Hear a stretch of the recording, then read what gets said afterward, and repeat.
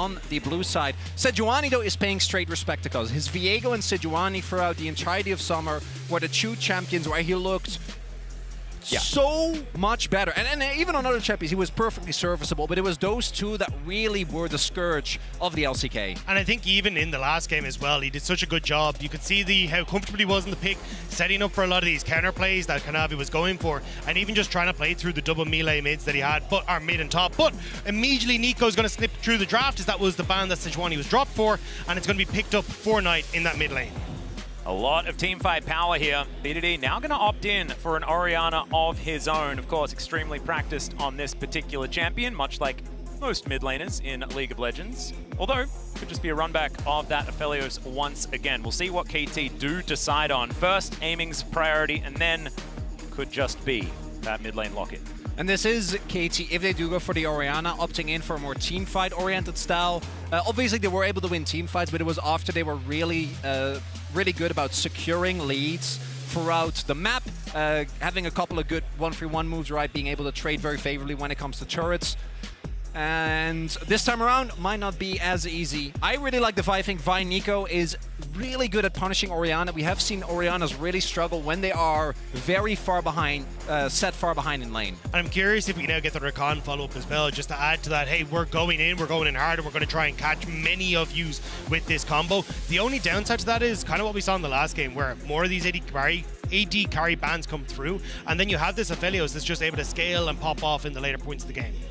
And I'm wondering if Cuz wants to go back to Wukong. It was actually Kanavi that picked us, I think, into the Vi earlier on, and with the Orianna, could be a dangerous combo here on R3. Or do they prioritize the Lulu, which has been left up and available, or the Lehens Renata angle?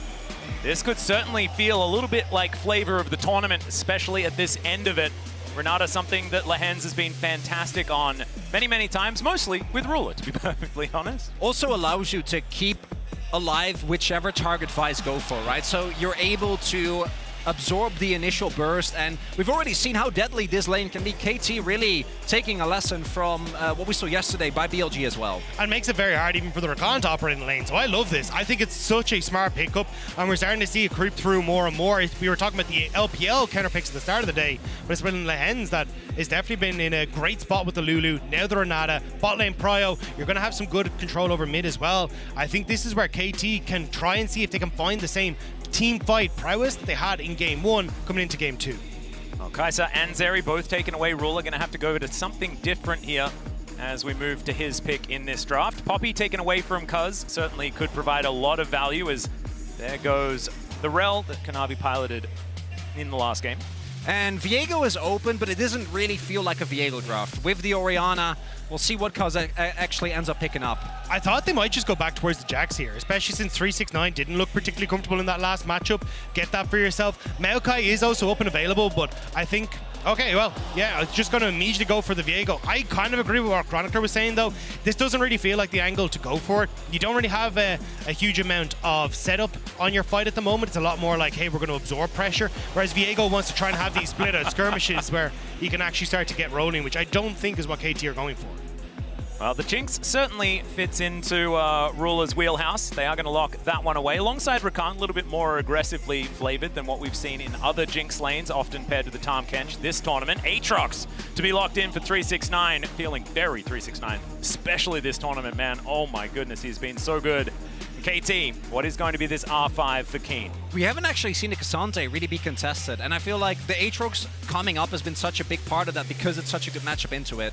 Also, I mean, great matchup, Karsten or Renekton. This used to be a matchup where you'd look and go, hey, whoever gets that first blood or gets the advantage starts to snowball it, but the more and more we've seen this at Worlds, it just feels like you get the Gore Drinker, you get the Sterix, and Renekton can't do anything against this Aatrox regardless of kind of what state we're at. So I think 369 picking up this Aatrox kind of shows what we've been starting to see more and more in quarterfinals, is that this Aatrox just starts to take over games. Very interesting situation, because KT, a very different draft to what we saw in game number 1. You're going to have to go toe-to-toe with these team fights. But also, they have, once again, a very similar bridging mechanism from the early game into the mid and late with that Renekton paired with the Viego. And to me, the main difference is specifically BDD's role in this draft, because you actually do have, again, a strong top 2v2, I do think that JDG this time around is a lot scarier, and I think that Nico really changes how a lot of those early skirmishes will play out. But it is, again, you know, Renex and Viego can set up for the stun for each other, get the early resets, and then a strong bot lane that should have priority, even though in the last game we saw it did kind of go back and forth depending on jungle attention. Very different look, though, for KT. It was their 1-3-1/1-4 in the first game. The way they played the map, that was able to get them the leads. This time around, though, looks a lot more like a straightforward teamfight composition. I agree with everything the Chronicle is saying, though. I think... Oh, thanks. Thanks, Dagda. I think Nice looking guy. at this, it is 100% the mid-jungle matchup. I think it's just a case of Kanavi having that control with the Nico, and then when you look at an Orianna Viego, it's not exactly screaming, we're going to take your fight, we're going to absolutely destroy it, and I think that's where a huge amount of that JDG focus is going to be. And it's also going to have to really be a change when it comes to what BDD is going to be playing like. In this game, he's not on Assassin this time around, but he is on Summoner's Rift. Here we are for game number 2. JDG looking to fight back once again on the blue side here. They're looking for that Golden Road, looking for that Summoner's Cup. And remember, you can log in to your Riot account on lolesports.com. You can watch Worlds live to earn exclusive Worlds emotes and icons. So on a highlight, Ruler actually there in the fountain flexing the Samsung Galaxy icon. I know. Shout outs to his current coach, right? Like, homie was on Samsung White and Blue, helping those teams when they won Worlds back in Korea a long time ago, 2014. It's also one of my favorite parts, like seeing these little moments. We had it yesterday as well, Viego flexing Chovy's own emote at him as Chovy was getting run flashing over. top esports as well. It's I love those little moments. Shout outs to former teams or former rivals. Peanut, I think, also showcased the LGD one. Yep, he loves the LGD one. He uses that all the time. Not quite as much as his Penguin one. It's funny because you think you'd want to forget that time. Well, I mean, yeah.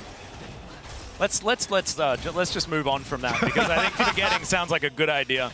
As KT is going to try and get this lane in order towards the bottom side. Bit of a treat, to be honest. The Renata piloted by Lehens here. But Lehens has had some ups and downs, most definitely, throughout this season and especially throughout this this tournament as well, and especially the playoffs back in the LCK. Yeah, it was Lehens dying like multiple times level 1 in that series that I think gave a lot of the early momentum over towards T1. Ended up being the downfall of KT, even with how close that series was. Is Keen actually able to get some early pressure going? And I do agree with you.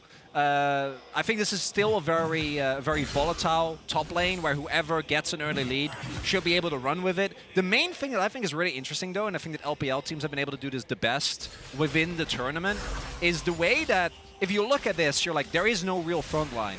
But Aatrox has basically been utilized as a straight-up frontline, right? We've seen the teleport plays from 369 specifically. 369 himself. The moment that Sterix is done, really being able to be aware of how much damage you can take with the Gore Drinker, with the Sterix, and still providing space for, in this case, Ruler as well as Knight.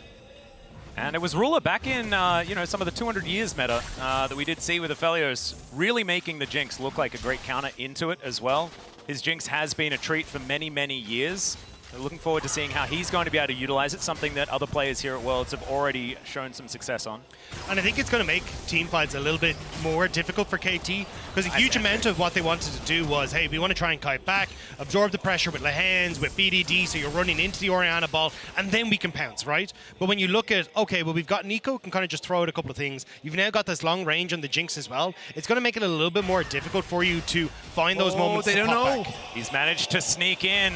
Cuz now looking for that opportunity. Knight, can he actually find it? Shape Splitter comes through to confuse them, but they will not be confused this time. First blood goes to Cuz, and KT are on the board. And it's Cuz's pathing there is able to clear full towards top and then just sneak by. A second later, he gets spotted, and Knight doesn't go down. And Cuz has had an exceptional Worlds. Like, every single time, it's been a focus on smart pathing from him. The picks that he gets in the early stages. The fact he's able to get just barely past Kanavi after clearing out his jungle. It's great opportunities from Cuz that are being exploited here, and KT get first on the board.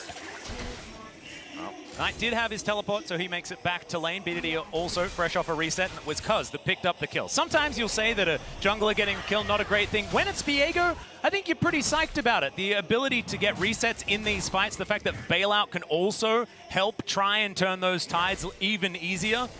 Looking forward to seeing what Cuz can make of this slight advantage. It's also just trying to get into that mid lane before JDG do, right? Because you can see here, Cuz he's cleared out his entire jungle and wraps back around to this bottom side to sneak in just ahead of the vision. Man. It's so well played. And here you can see BDD struggling against Knight. Knight using the range really, really well, getting those tangle barbs, but with the flash here from Cuz, they're able to secure that kill and strike first in a lane that JDG want to be playing around, and getting that early success for BDD means he can get the no magic mantle on reset. Yeah, because particularly in the early game, Nico is so oppressive to play into with the constant poke from your Q with Airy, and it's there where you really want to try and maintain as big of a lead on the Orianna, because BDD, he just wants to get through lane, right? The moment you get out of laning phase, even though I don't think there's an amazing ball delivery system on his team, Renekton will do in a pinch. But as soon as you are able to get through the laning phase, particularly against the Vi and Nico, you're going to be feeling pretty decent. We'll see though, because I do think that at 6 there'll be another opportunity for Kanavi and Knight as this Drake being started up. They're fighting super hard for bot lane prio. I think Cuz wants to try and commit to this. Kanavi has to hop out of the pick because you can see with the Inferno on bot side, they can't really go for Dragon. So Cuz now going to find Knight, but just able to back away. Yeah, Blooming Burst will connect, but doesn't get the snare. And KT, the Dragon, very angry, has actually given a lot of attention to a lot of different players as they've traipsed up this river. He's going to go back to the pit now and is going to calm down. Ruler moving forward, looking for a bit of that splash damage. Should be able to find it there, aiming just playing respectfully here on this bottom side, as once again, Kanavi going to start up this Drake, is missing. Just handshook all over the place. Oh, this time around though, I don't think KT can contest. Knight actually getting the prio. Early Drake might be going over. KT, they are still moving up though. Level 5 for Lehens doesn't have that hostile takeover as now they're looking for the fight. Grand Entrance is going to connect. There's the Pop Blossom onto Cuz. They know exactly who they want. Bailout not going to connect. Flash. And aiming has to flash to get out. Lehens going to do the same thing. The zap is going to be blocked by the Renata, but that is still just a pickup for JDG, and they get the Dragon. You called it, Atlas. They knew their target the second they went in there. They turn on Cuz because he'd already burnt that flash. They pick off the Viego, and they're trying desperately to kill Missing on the way out. But with Shockwave going wide, there's no one to follow up. Yeah, really good. I think it was the, I don't know who flashed out of the Shockwave, but that might have denied the kill. And here, if Cuz is level 6 and he has his ultimate, this play doesn't work. But JDG identify that's not the case. And as we look here, yeah, Kanavi flashing out, Missing not being hit. And even if Kanavi gets hit, I don't think they have the damage. BDD, this is very early on, as you were saying. No Magic Mantle, great to get early Merc Treads. Not great if you want to try and burst down the target. And KT gets a little bit overeager. Well, Keen is also pretty eager here towards this top side. World Ender in trade for the Dominus. And both top laners are going to back away. Keen's been controlling this matchup though. I mean, look at the CS lead. He's been doing a great job of shoving in waves, trying to see if he can get a couple of chips on this plate damage. And with both ultimates being burnt there, the next question becomes, okay, well, can 369 trade back effectively so you can look towards things like the Rift Herald? BDD already in position, trying to get vision down, trying to spot out exactly where Kanavi is on the map. And with all this action towards the mid and bottom side of the map, it's actually been Keen that's really been reaping the rewards. He's up almost like 600 gold there towards the top side in the isolated 1v1. The Aatrox definitely going to struggle a little bit early. But I do got to say, I'm pleasantly surprised by Keen. I think that he was one of the weakest parts of KT thus far, as Kanavi meets yet again. Yeah, lurking in the mist is Cuz, is Kanavi. But that opportunity, of course, never in too much trouble. Actually, just going to say thanks for the Look at the leash. bot lane. And yeah, we do have Ruler moving up. Knight already here in this river. And Missing also there as well. So it looks like this Rift Herald should just go over to JDG. Not a lot here that KT can do about it. Ruler already packing his bags, moving back down towards this bottom side to try and deny some of these plates, or at least pick up some of this CS. Missing, because of the fight at Dragon and they picked up the wave, had the level 6 advantage. So Lehens just picked it up off this wave that they pushed in, but JDG knew that with the push advantage and the level advantage on the support, they would have been able to contest. So KT back away, Ruler catches the wave, and we'll have to see now if this Rift Child is going to make its way to the bottom side, because I think you kind of need to accelerate this Jinx into a position where she can get 2-3 items, start to take over in that bot side and pick up more and more of these plates and get ahead. So also, we haven't talked about it yet, but aiming did end up starting with, of course, the Shockwave. Shockwave in this mid lane. Knight taking a lot of damage. Cuz also lurking around the side, but it looks like Knight will just be able to walk his way out. No flash needed. No harm, no foul. But the fact that aiming does have the call, whereas Ruler doesn't, does mean that even with the CS lead, I think the gold will be pretty even between the two. It was really nicely done by JDD because of how quickly Ruler and Missing actually rotate towards bot, plus the fact that there was a cannon available. It means Ruler doesn't actually end up missing anything. KT don't even get a plate for giving up the Herald, and JDG win on both sides. Although Keen, still very happy. Big old crocodile here towards his top side.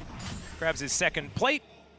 It is very, very nice. So, some good news, but things still extraordinarily even as this game chugs on. And when I'm looking at this in an even game state, I'm thinking that the team with Jinx is feeling pretty good about just moving further forward. Range so good in these team fights later on, and they have so much peel available.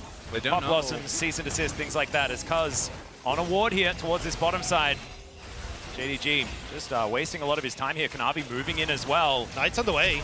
Yeah, there is the handshake, but it doesn't actually stop it. Teleports to come in. Lehans is trying to bail himself out, but it does not work. And now Knight's looking for the opportunity. Cease and desist on a BDD, and he gets picked up by the Pop Blossom. Has to flash. Moonlight Vigil is going to miss! And Aiming cannot find it. BDD is now running for the hills. He needs a dissonance if he wants to get out of this one. Dodges the zap, and that should be enough. It's a disaster for KT. In game one, they managed to turn around the bot lane play, but JDG were ready this time. Knight has first move. They collapse onto bot, and that's a bunch of gold that's gone into the hands of the LPL #1 seed. And really big there is that, BDD. Whoa. The snare is not going to land. BDD's going to have to continue his work. Double Shockwave does come in. Dissonance damage is decent as well, but he still has to get out. Yeah, BDD, even though he's able to get out of there, as the traps will keep Ruler safe. Teleporting into the middle of that if you're a Kali, great. Yeah. Definitely gonna work out. But you see here, as Orianna, it just doesn't have the same early impact as 369. Feeling confident here, is not doing too hot when it comes to the items, but maybe hoping Keen overinvest, still gonna catch the wave. These early skirmishes, though, going the way of JDG is a really big difference from the previous games. Kanavi standing here, watching KT start this up, trying to equalize the Dragon score. Should mean with the man advantage that KT have. Oh, never mind. Missing is still just diving into the back of this pit. Ballbreaker is being charged. There it is. Oh, the secure does come through from Lehans. Missing, not going to quite find the engage he was looking for, though. Cuz going very, very low. It's a Hex Soul. This is going to be a big one, but the fight is still going. Keen turns up. Missing's trying to get out with the grand entrance.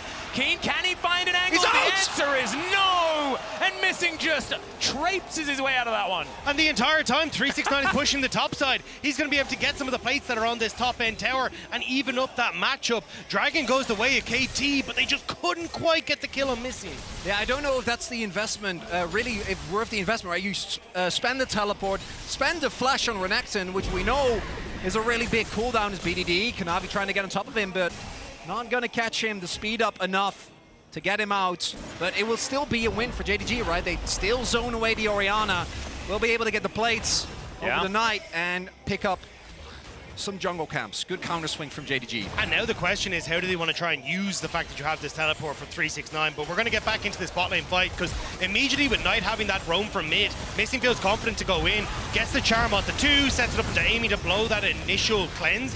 And then this TP, as Chronicle was saying, I mean, way too far forward for BDD.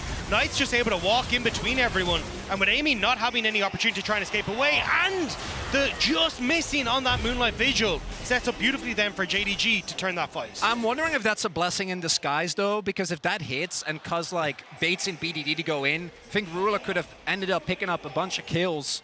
Still gonna not feel great for KT, though. JDG, this time around, they're surviving the early onslaught of KT. And with the early game that even, you gotta imagine, as you were saying, I think KT still have a lot of scaling elements with the Orianna and the Aphelios, but the range advantage of Jinx can be so hard to play into. I mean, but game one, we would have said JDG had the better team fight composition, but KT outplayed it in the moment. Now, it looks like JDG a little bit more angry than the last game, I will say, and been doing a great job of turning around a lot of these early skirmishes. But KT have proven today that there are no pushovers, and JDG will have to throw everything at them to try and find this. Now with Flash coming back up for Knight, and also having that control on top side, you can see how much more active JDG want to be in pushing KT back, starting to get control of these towers and plates, and looking at this Rift Herald in 20 seconds. Well, Hen's looking for a little bit that logistics program. Keen taking a bit of damage here. Full combo from 369 is going to be good onto the Renekton, but just wants to get to this lane to pick up these minions where he can. Feels like 369 just feeling better and better in this matchup. Doesn't quite have his Mythic as Lehen's taking a lot of damage here as Knight does catch him out. Might have been a little bit of a switcheroo maneuver there, as Keen once again going to be chained up as he's just wandering through the lane, getting these Call the Meeks off, and Good Ward is here for JDG, giving them all of the information that they could need. That's like the 4th time. I really think that the biggest difference between this game and the last is how well JDG is able to keep track of Cuz. On this Viego, they have been able to, I feel like right from the get-go, lane wards consistently.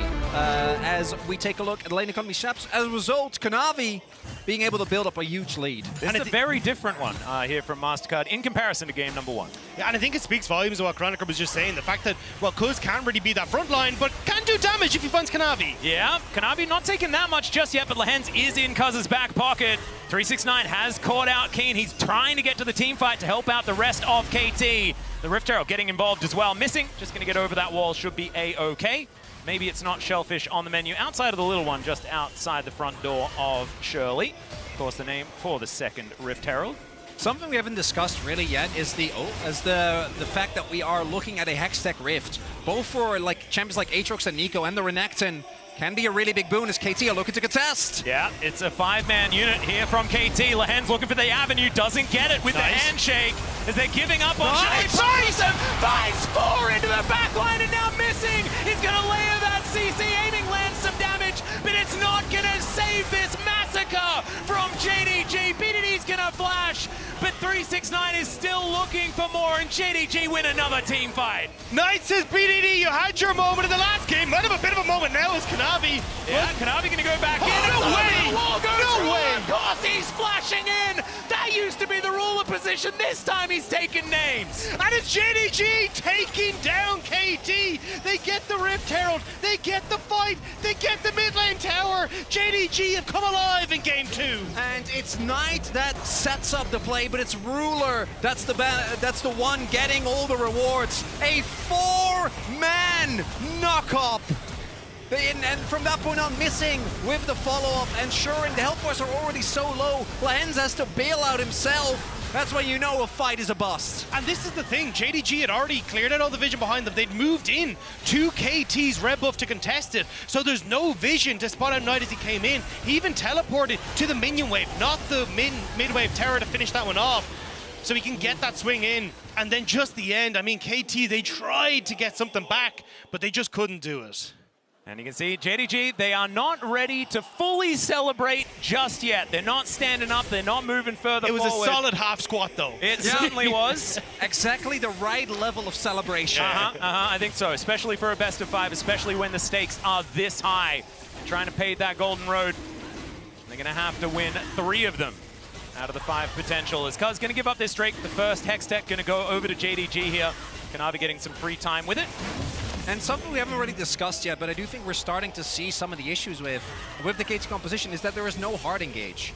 Like, actually reliably picking someone up becomes really hard, and with compositions like this that are really good at absorbing an initial blow, but have a really tough time outside of picking people to start fights, JDG has really been able, I think, to navigate around it. There's been so many occasions already where you see, like, Keen on his little crocodile legs running after someone's like, I'm gonna start the fight, guys, I'm doing my best, but as long as JDG respects the very limited engage range, it's hard for KT to force fights on their own terms. Especially now that this is JDG's comfort zone. Yeah. Mid lane towers down, right, we know how to play this out, lads. Push in mid, set up your vision on whatever side of the map you want to start taking these towers. We got Knight on bot side, fantastic, let's play towards him. Now we rinse and repeat, reset, push mid, go top side for that last tower. You'll see 369 going to collect this top wave and probably immediately reset himself to then go to that bot side. 369 and JDG are so good at playing out these states of the map that it's going to be tough for KT to find those moments to answer back. Feels like going through the motions here for JDG. That last team fight certainly could be a big turning point, that big moment where now the gears just lock into place. KT they're pretty good at ruining gears. You know, this is a team epitomized by a roller coaster. So we'll see what they're going to be able to do to it. As Kanavi not going to find the ball breaker, but Keen going to have to slice his way out. Grand Entrance not going to find the target, missing. Still, he can lurk around, he can zone them away, and they're still going to grab the turret. Yeah, it's a flash invested, but they do get a turret because of the fact that the rest of KT needs to respect. So I think you'll take that. Unlocking Hex nonetheless. Flash. I like it. Yeah, good point. Got to make sure you get that value. Also, just the value that this Jinx has at the moment is absolutely absurd. 2 items now completed. She'll be quickly working up towards that rapid fire cannon. Ruler is poised to take over this game, and nice, trying to see if he can take over against BDD. Yeah, another shockwave to come through here from BDD as Pop Blossom comes down. BDD might just be okay with it. Super Mega Death Rocket will be avoided, and now the clockwork wind up. Can he find the attack? There it is, and 369, he wants to get this kill over to Ruler. He's running as fast as his little legs can carry him, but it's Kanavi that is going to end up taking him down. Still a 1-for-1, and he wins the solo kill there against Knight. And the summoner spell advantage. JDG had to TP 369 in, so they lost control on this top side, and immediately KT respond. Shove him mid, getting control of this jungle. Cuz will be spotted here though, but I think he's going to be all right. Yeah, missing, just trying to do what he can to frustrate Cuz here. Doesn't have enough damage. Does Cuz? Or doesn't have enough of an ability to lock down a Rakan. It's not very many champions do. It says a lot about the state of the game as well, that even with JDG having to invest multiple people towards taking down BDD after he is able to win that 1v1, and KT still doesn't get anything on the other end of the map. They still haven't taken a single turret this game, right? Because JDG have been able to keep them away from those turrets very consistently, as we do see BDD, the one who set it at play, very aware of his own damage. And Knight just doesn't have the burst to take down, especially with the sidestep. Oh, and Keen tries. Okay, wasn't actually able to get the W off. Yeah. Just not ruthless enough. Still may not have been too much of an I don't issue. think it would have mattered. I think BDD dies anyway. Actually might end up not feeling too bad about it, but maybe they could have punished 369 if they do get the cancel. Yeah, would have had to wait and see. Now though, Knight, well, it's not Knight, but at least hovering around for a little bit here. KT will spot out that at least at the moment JDG are on their bot side and trying to push him out. Yeah, Cuz looking for that opportunity. Got a couple of cooldowns here from missing, but he is absolutely fine. KT not really looking like they have the same level of poise, level of control that they had in the last game. I really want to highlight Missing, because to me, he's the one that is the most like, KT, what are you going to do? How are you going to let me down, huh? Like, the amount of disrespect and his continuous presence, moving forward, trying to bait out cooldowns, and maintaining the vision line for JDG is so big, because it doesn't really give KT the opportunity to try and get Keen in a flanking position, try and get Cuz onto the enemy backline. That's a ruler spot, but he has the support to back him up. Certainly does. He has everyone, and he has a dragon in 30 seconds, so as long as he doesn't go down, he's okay. But as you say, I don't think unless you want to go in with the Moonlight Vigil or a Flash Auto from this Aphelios, you're going to be able to lock him down particularly much. See whether KT can actually get themselves into a position to even set up for a 5v5. Of course, it is soul point availability, and it's a pretty good soul at that. For JDG, could really set them up to move towards that snowball. And Kanavi looking to get over this wall. Yeah, looking at the item breakpoints, Keen just finished a Starix. I was about to comment on that, because that was a really big gap. Starix is an immense power spike. It's mostly Kanavi that's super far ahead. Aiming did actually hit his 2-item power spike, so going to feel okay. BD doesn't quite have his death cap yet. Would have loved that for this fight. And we'll see, as Knight just now finishes his Shadow Flame as well. Keep your eyes on 369 though. He's got push in mid and could look for a really big flank on KT here. Look at the vision. Yeah. Aiming's got decent guns, does move to a Calibrum for some extra range, and now KT, they're in a choke point. The charm's too massive from the quickness, as BDD is not going to get bailed out of this one. 369 locks down the first kill, and they are just running them over.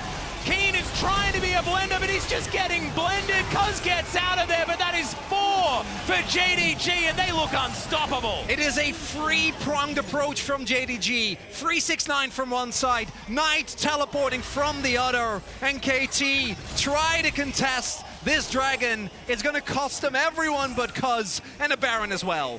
They don't even care about the dragon. They know that JDG can immediately turn over towards this Baron. It's such a massive fight from JDG. It's the second time now where KT They try to get that position, but with having control of the map for JDG, the TP's coming in. I mean, watch this, 369 coming in over the wall. You get the TP to that bot side as well. The lack of control of the wards means KT are the lanes means that KT are way overextended. And Knight is happy to sit in your escape route and cut you off every single time. And it's the fact that BDD is immediately taken down, right? He's ticking, but not able to actually output any damage, not able to hit a big shockwave. And because of the triple angle that was found there by JDG, there's literally nowhere to go for KT. If you try to go up, you run into 369, missing is forcing you to respond, and then Knight's coming from the other end. The Red Bull Baron power play for JDG, generally, they only need one of these. And this is what we expected to see from JDG coming into the series today. Having control over the lanes, playing around this 6-1 and 6 Kanavi on the Vi, setting up for these big team fights and playing the map out well. And now with the control that they have, this is where JDG shine. Push multiple waves, slowly but surely pick yourself apart. And KT are trying their damnedest to get resources onto Amy, and as he's going to clear out this top wave tower. But it means that you're going to lose almost everything here on the bottom half of the map. Yeah, they are just going to be able to take down this inner turret. Inner in the mid lane also falling as aiming versus 369. Don't like your chances aiming, and he's just going to be put in the Doesn't ground. even flash. He's like, nope. Yeah, no, I think he knew it. As these inhibitor turrets are going to follow suit. Keen looking for some sort of opportunity to keep himself alive, but he's just getting torn apart. Kanavi, once again, just queuing forward. He is not afraid of anything. Shockwave going to be avoided. Pop Blossom onto 3. And I think this one's done and dusted. An instant triple kill here for Ruler, and he will still keep himself alive. These inhibitors go down. They've got powered up minions. And I think in 26 minutes, JDG will fight back, and they'll fight back hard. It's a best of 3, boys. What a performance from JDG in game number 2.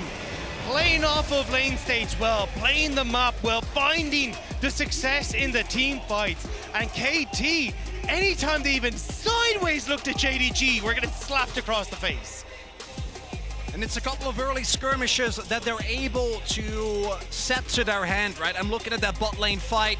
KT really opting into that, even with the Orianna not really being as strong. And JDG, this is what we were saying coming into the series, like, you can't afford a mistake. KT made a couple of early mistakes, and from that point on, it felt like they didn't get to play the game because JDG kept such a tight grip on the game. It was incredible work, and now it is time for us to throw it over to the Postmate.